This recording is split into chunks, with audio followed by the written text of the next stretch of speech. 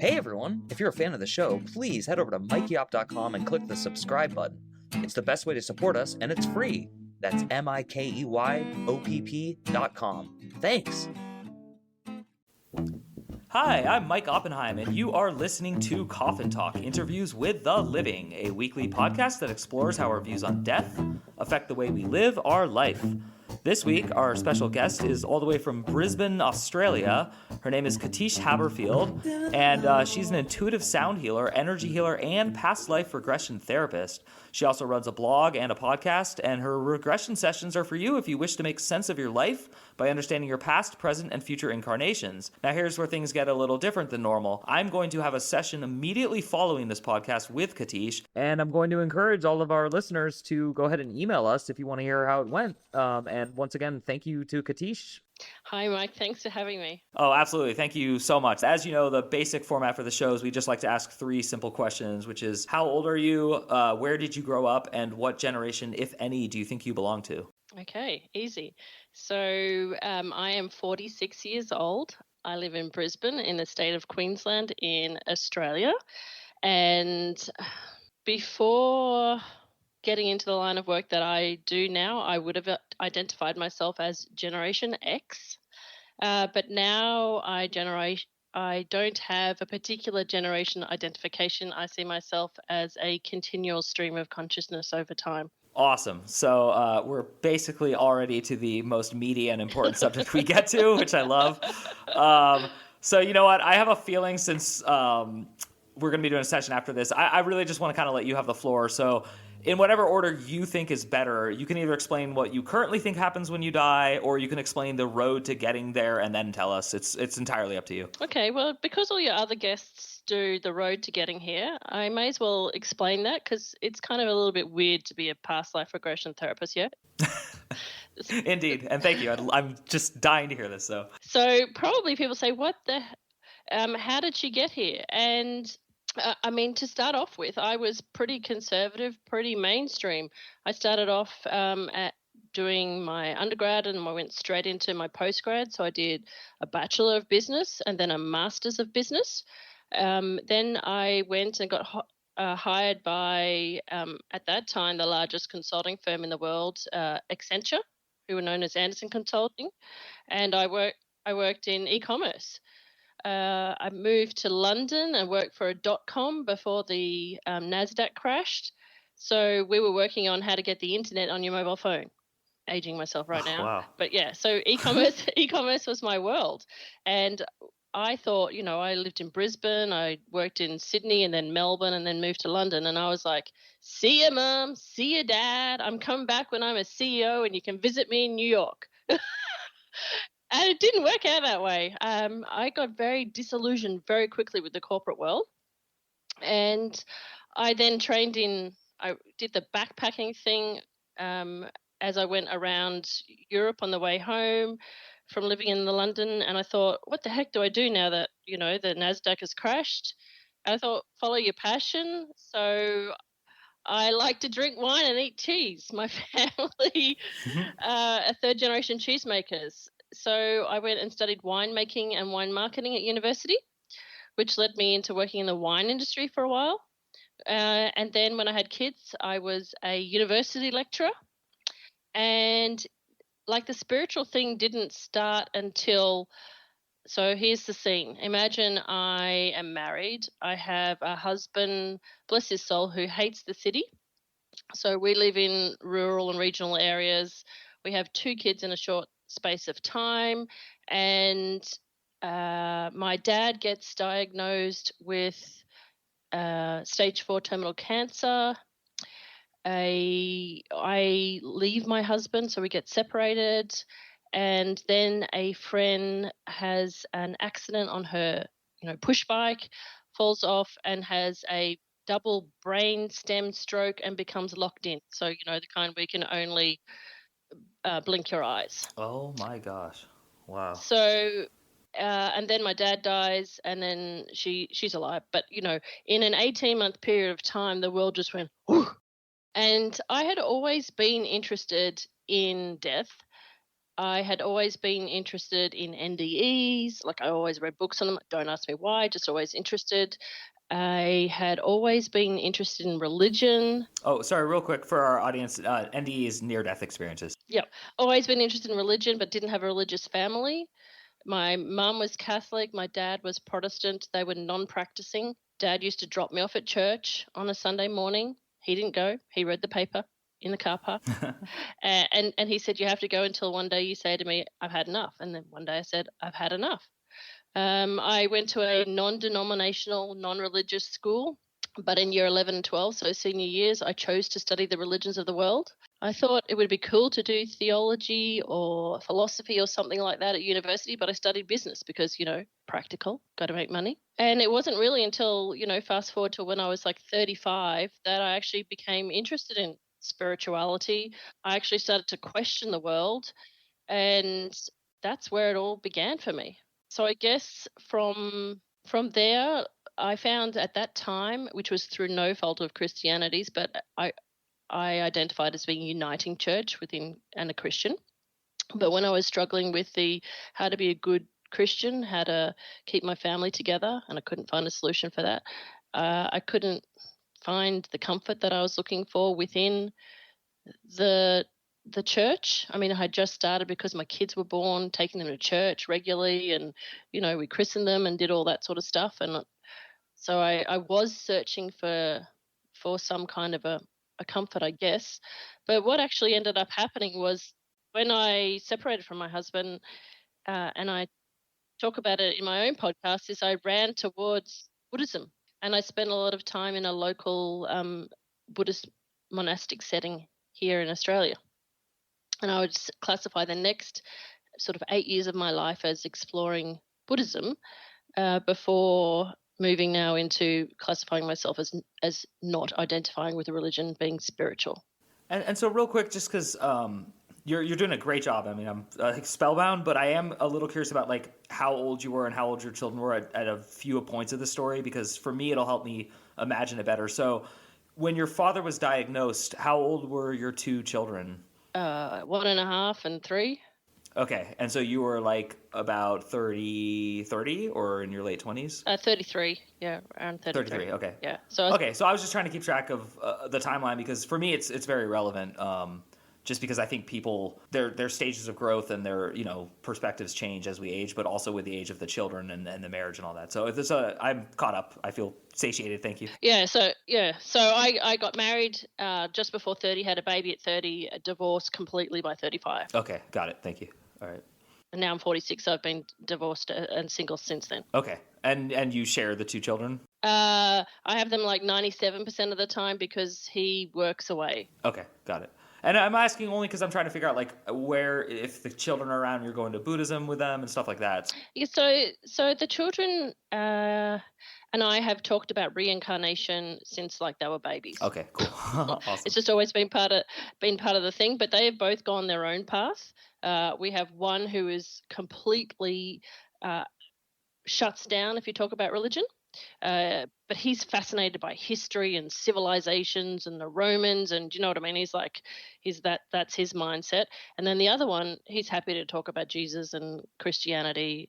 But the little one who is more Christian, I would say, we used to have fabulous discussions about reincarnation. Now he just shuts down and says it's a load of. So they're on their own path. So I love it because they're at that stage now where they don't believe what I believe, and it's fabulous. It's so interesting because we just had our first child, my wife and I, and she's 7 months old. So it's just fascinating to picture the phase where she'll adopt anything I say, and then the phase where she'll reject it, and then what you're talking about, which is the true choosing for themselves. And actually, on that line, let's get back to you, because even though I do like hearing about your children, what stages of your life did you hear the word reincarnation, and did you embrace or reject it? Starting with the 2 years at high school. Yeah, so in the course that we did at high school, we studied all of the religions.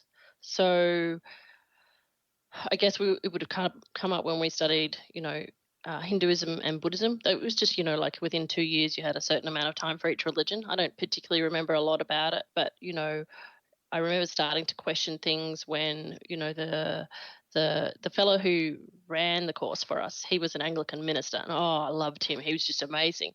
And when he told me about the Dead Sea Scrolls, I was like, sorry, you mean there's stuff that's not in the Bible? Okay, that's interesting. Now I'm starting to question what I think about the Bible. Do you know what I mean? So I think that was just like a bit of a door opener. And to say also at the same time, I went on for a couple of months between grade 11 and grade 12. I went on a high school exchange to Germany, and I was placed with a Muslim family. So it was like, you asked for some different religious experiences, so here have them. Not every child goes to Germany and then is placed with a Muslim family. So that was pretty crazy fun. As to anything else about reincarnation, I guess my true understanding of it really happened when I was doing a lot of soul searching in the monastic environment. Like, I would go on a weekend to the Buddhist study center and sit in there, and the monks and the nuns would teach you.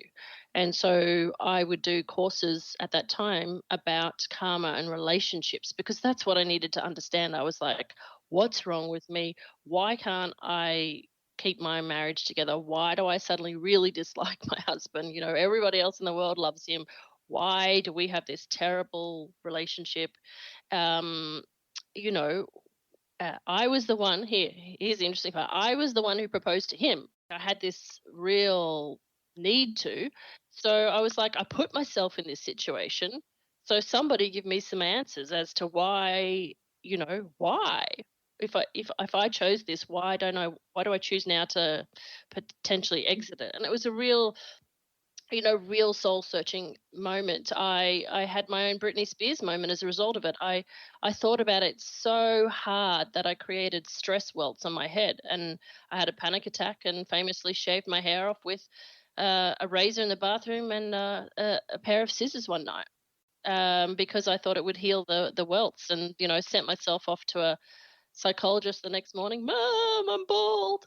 And got a psych evaluation, and they just said, there's nothing wrong with you, girlfriend. You've just reached the end of your limits. So to answer your question about reincarnation, that's when the Buddhists taught that, and I got great solace from the fact that people are brought together for karmic reasons. They have lessons to learn. And the Buddhists say that when the karmic intensity for a relationship has finished, then you will exit the relationship. And they say that there's no shame in that. No shame. Do not suffer about it. You were brought together for a reason. You've served that purpose. Now you must move on. Don't suffer.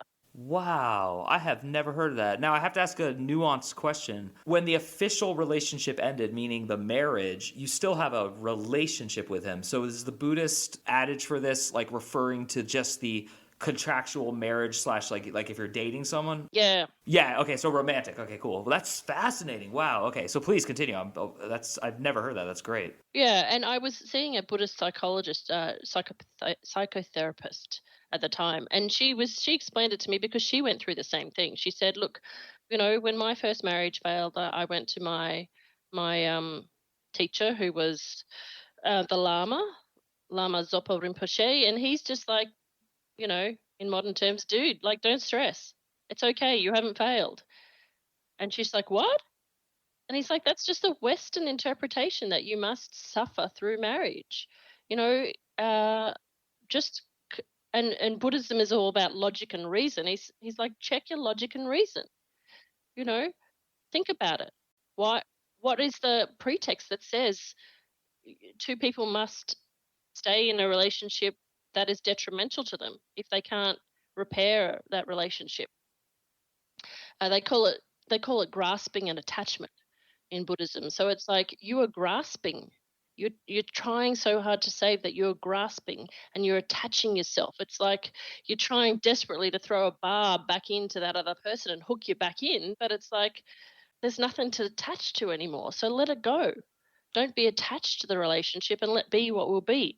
And it's in detaching from the attachment that you get to take a breath. It doesn't make it any less easier in terms of your Western mind, but you can keep coming back to that and check your thoughts and go, oh, what am I touching to? How am I suffering? And then it wasn't until much later, like recently, when I learned about going into the superconscious mind and checking who my soul mates were and what my soul contracts were with various relationships, that I was like, now I understand.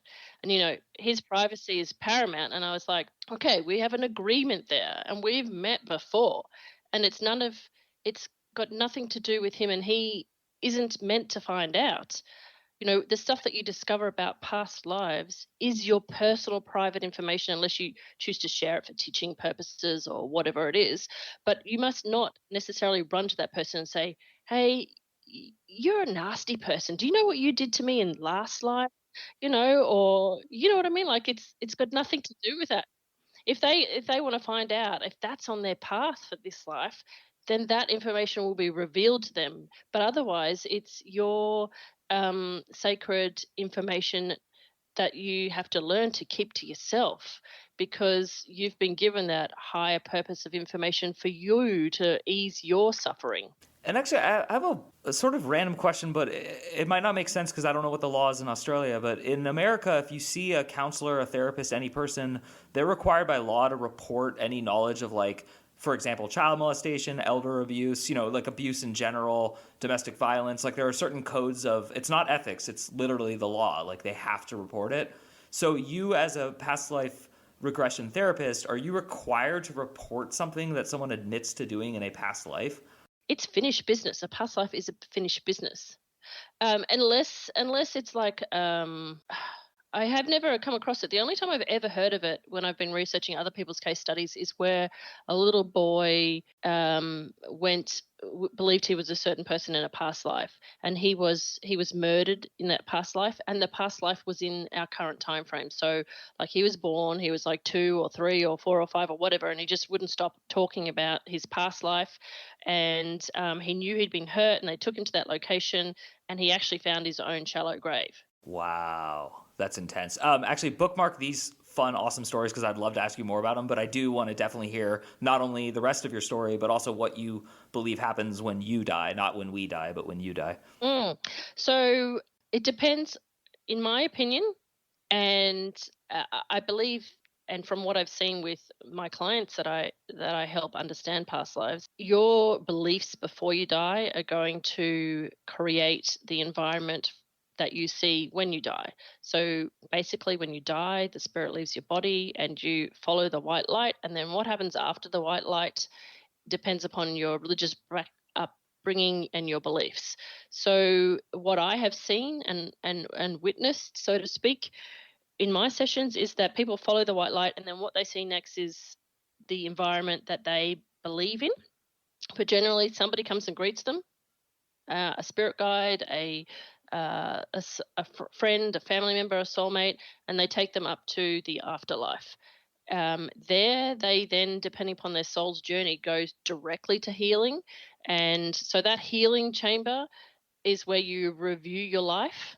And this is where the modern context of hell comes in, or in the Buddhist, there's all the different levels of reality. And in that environment, you review and see every decision you made in that lifetime.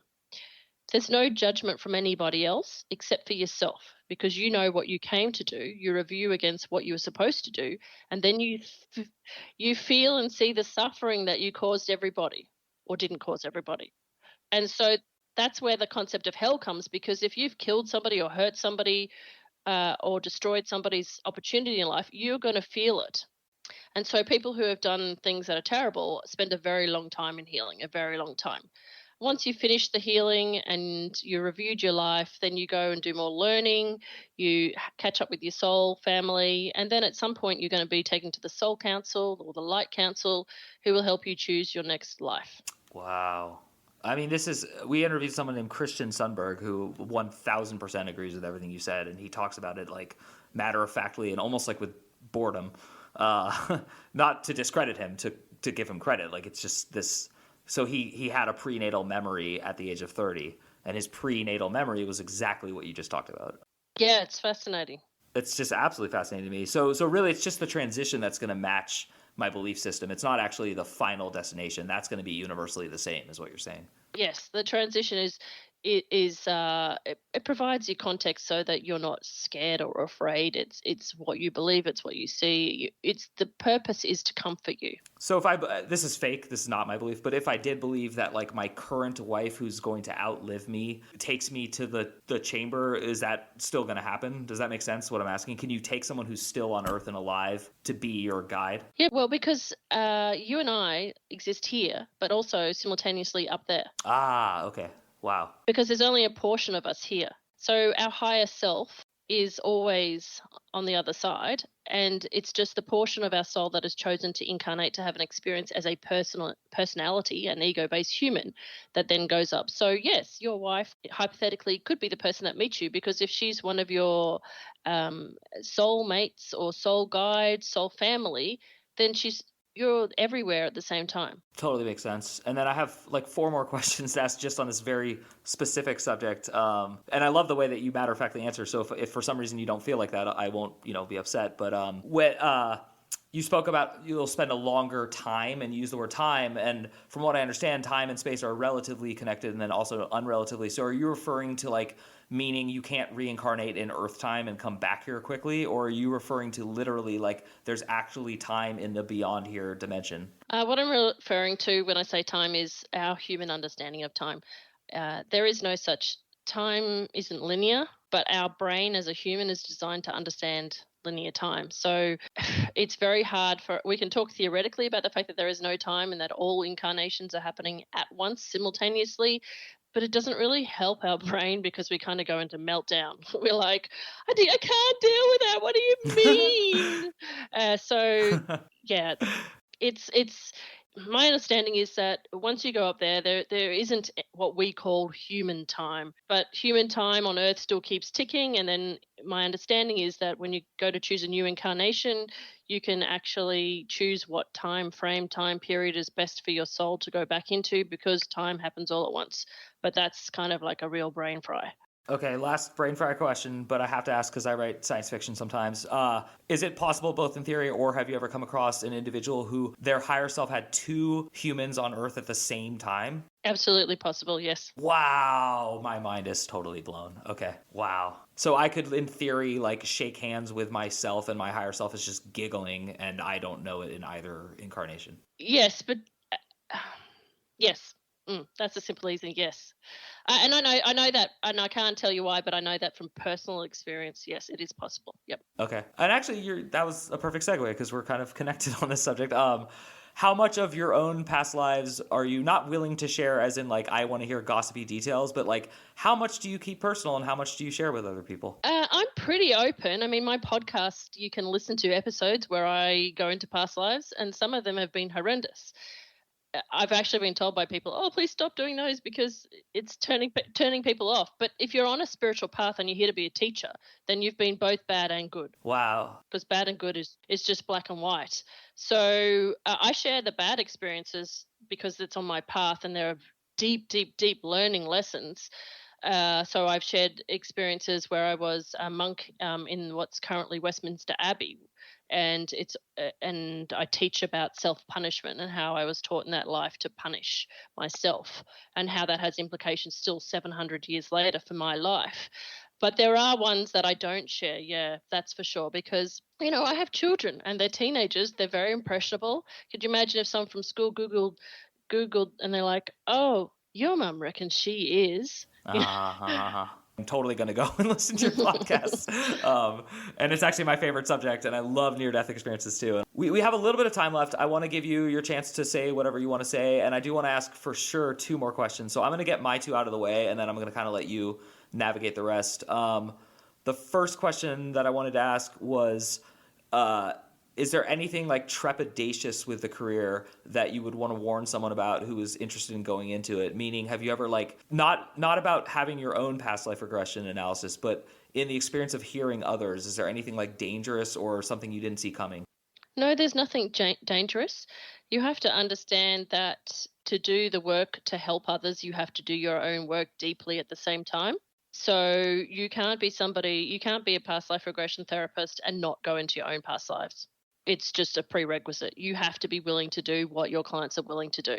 And sub question, you can't, I guess it's not a sub question, but like, let's say you were picking my brain like this afternoon and it becomes evident that I'm like Joseph Stalin. And are you allowed to just start asking me a million questions, or do I have an ability in that state to say like, hey, I'm done. This is like, you're now taking advantage of me or something like that?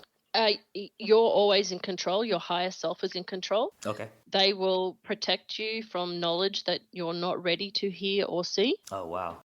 They will only show you what's in the best and highest interest of your soul. So they will actively block knowledge from you and from me if it's not relevant or important. And that's where the ethics come in. So, and I can ask them, because I can interact with them and ask them why, and then we respectfully retreat. Cool. And actually that's kind of what my other question was about the danger was, have you ever like heard something that then changed your like normal ability to be normal? Like, so you now understood that even though the world thinks this person is a great leader, and I'm not referring to anyone in particular at all for people listening at home, and then you're like, no, I know this dark secret because this person actually knew them and, 50 years ago, blah, blah, blah. Is that possible / would that ever happen? Well, the best way I can relate to that is with my own experience. And, there is a particular incarnation of mine where I was horrified when I discovered who I was. I'm not going to tell you who it was, but through processing that, I came to understanding that what we think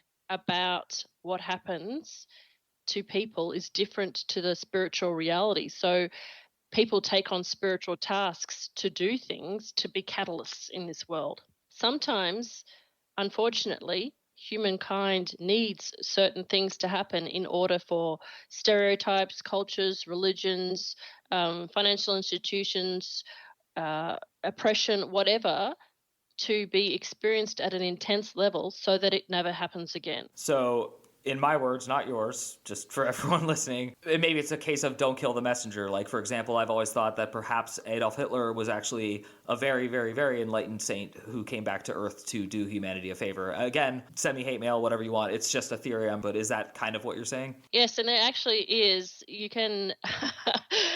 I'll direct anybody who's interested to the answer to that question, because I know the answer to that question, to Channeling Eric. It's a fascinating podcast and YouTube channel, and they use mediums to connect with spirits on the other side, and they have the answer to your question, and you're not far off. Katische, first of all, I could talk to you for another 2 hours. So for now, anything you feel that I didn't ask or left out, I really want you to take your time and speak about it. What would you like to say about the subject and the world? So first of all, if you think, if you're listening to this and you think that what I've been saying is a load of rubbish, then that's okay. Please don't feel that you need to have the same beliefs as me. Everybody has different life paths and has different lessons to learn on their life. So we are allowed to exist with opposing and conflicting beliefs because we have different challenges to follow. So please don't think that I would think any less of any of the listeners if they didn't agree with anything I said. Secondly, if you are interested, follow it, because whenever you are interested or passionate about a topic or something sparks, there's a spark in you, it lights a spark. That lighting of the spark is actually from your higher self. It's your soul telling you that there's something that needs to be learned, resolved, or brought to your attention.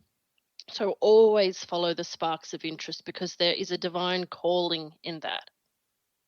And secondly, in this past 2 years, we've had to deal with intense grief with, a virus that attacks the lungs, and the lungs is where we store grief. And so the world has had to deal with, once again, mortality. And it's been difficult for everybody. But I just ask you, in hindsight and over time, when you get the chance, to lean into the trust that you do continue, you do come around again, and it is really traumatic what we have gone through, but trust that the people that you've lost are not lost. Well, that's very special and very just it's very special. I have no better word for that. Katische Haberfield, thank you so much for coming on, and thank you in advance for the session we're about to do together. And I want to repeat what you said because I think it's really important. If you don't believe this, if you don't believe any of our guests, because we have different guests who say different things, it doesn't matter to me or to these guests. And I hope you're noticing that theme. We've never had a guest who said, you must believe what I'm saying, or, please. And I just think this is part of how the world can heal right now. And as always, since I say it every week, you've helped us put, I would say, more than one nail in the coffin. I think we put a few in. We might have actually removed nails from the coffin. At any rate, everyone, please, there's going to be plenty of information for how to find her. You can just literally Google her name and you'll come straight to her website. I am plugging her because I believe in her, and I just want people to give themselves a fair chance. If, as she said, you have a spark of interest, please follow it. Whatever that means. And for those of you who have been tuning in and been loyal, thank you so much. We really appreciate it. The number one thing you can do to help support us is just simply subscribe to the podcast. Number two with a bullet would be to go to mikeyop.com and sign up for the paid subscription, which gets you bonus episodes and things like that. Thank you to everyone. Thank you, Katische, again. And this is Coffin Talk. My name is Mike Oppenheim, and we will see you soon. And I feel that you're near me, and I say you are my moon.